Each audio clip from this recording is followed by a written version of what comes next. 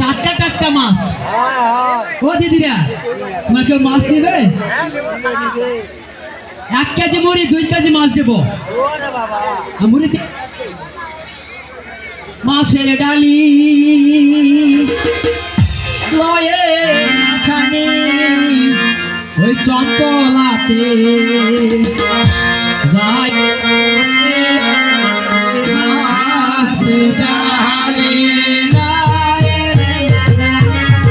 চম্পলাতে যাই রে মাছের ডালি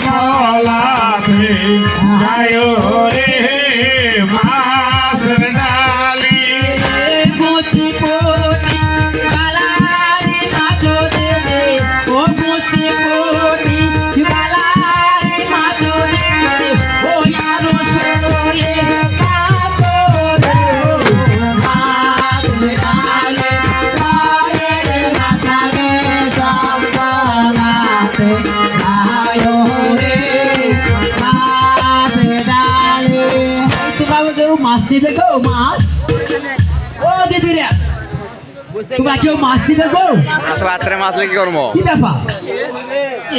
গোয়ালবাড়ির মানুষ কি সব নিরামিষ হয়েছে নাকি? একটা মাছ আমার বিক্রয় হলো না। এবার তুমি মাছ নিবে বলে ডাকছো। তুমি কি জানো না মাগো, আমাদের মাছ খাওয়া হয় না মাগো। কি বললে মা?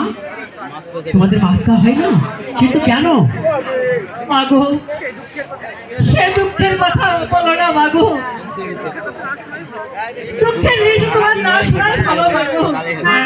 মাগো, দুঃখের কথা অন্যের কাছে বলতে হয়, বলো দুঃখের কাহিনী। মাগো, 1টি নয় 2টি নয় 6 পুত্র ছিল আমার, 6 সদাগর, আর 6 পুত্র মারা গেছে মাগো ওই কালীগঞ্জ সাগর। আচ্ছা মা, 6 পুত্র মারা যাবার পর আর কোনো সন্তান হয়নি? না মাগো, কত মানত করেছি না ভগবানের নিকট, ভগবান এতই নিষ্ঠুর মাগো। এই হতভাগীর কান্না একদমই সহ্য করতে পারছি মাগো। মাগো,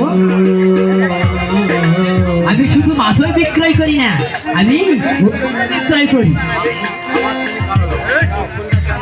মাগো, তুমি সত্যই বলেছো মাগো, সত্যই তুমি ওষুধ জানো মাগো। হ্যাঁ মা, আমি ওষুধও জানি। যদি তোমার অন্তরে বিশ্বাস থাকে আমি ওষুধগুলো দিতে পারি। আছে মা, আছে, আমার অন্তরে বিশ্বাস আছে।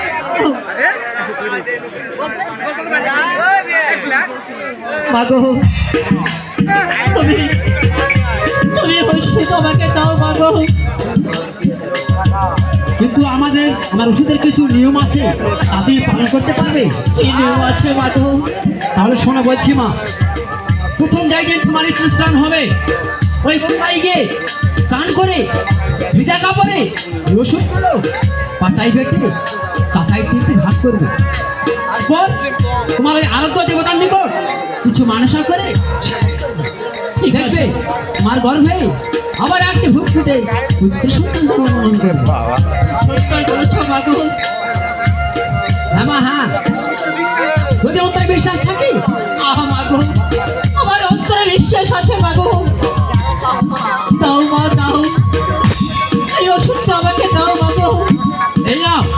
ওষুধ দিচ্ছি।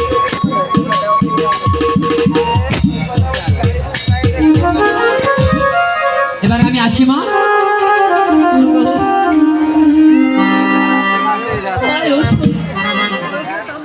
তোমার ওষুধের দাম নেবে না মাগো? নেব না মানে? নিশ্চয়ই নেব। যখন আমার প্রয়োজন হবে আমি আবার এসে তোমার কাছ থেকে চিনে নিয়ে যাবো। ঠিক আছে মাগো।